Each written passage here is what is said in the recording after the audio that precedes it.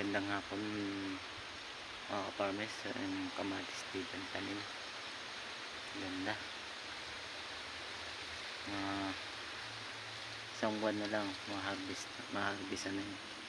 Mag-harvest na. Kaya ganda niya.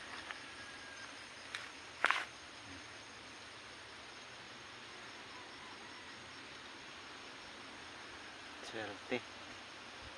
Ang pera nito.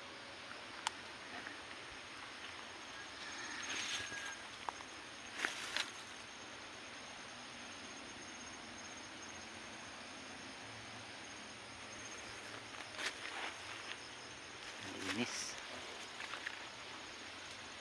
Walang katama-tama yung dahon. Ang ganda ng kamatis.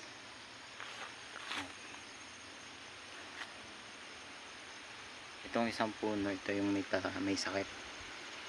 Ayan. Ito'y kailangan ng bunutin yan. Pag magaya ang itsura ng kamatis, kailangan ng bunutin para hindi na makahawa. Ayan siya. Ganda.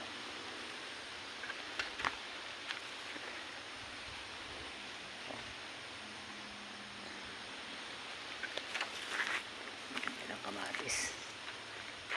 Siya.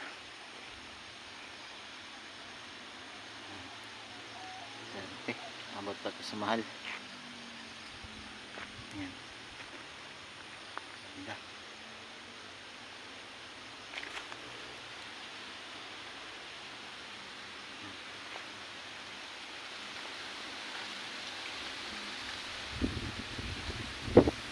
Kailangan na din ito agapas sa bomba.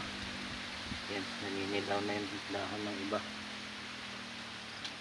Maganda ang kamatis niya, solid, pero maliwanag na to guys.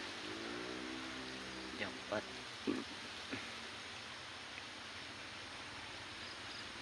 Okay. Dito guys sa amin ni swerte na kung makakapaganda ka ng kamatis ngayong ganitong panahon. Gawa na malakas ang hangin dito. Sobrang lakas ng hangin dito. Kaya paswertihan na lang pag nagpaganda mong kamatis mo ng ganito. Guys. Ayan, abangan nyo na lang sa susunod guys sa video ko kung anong magiging resulta ng kamatis na ba.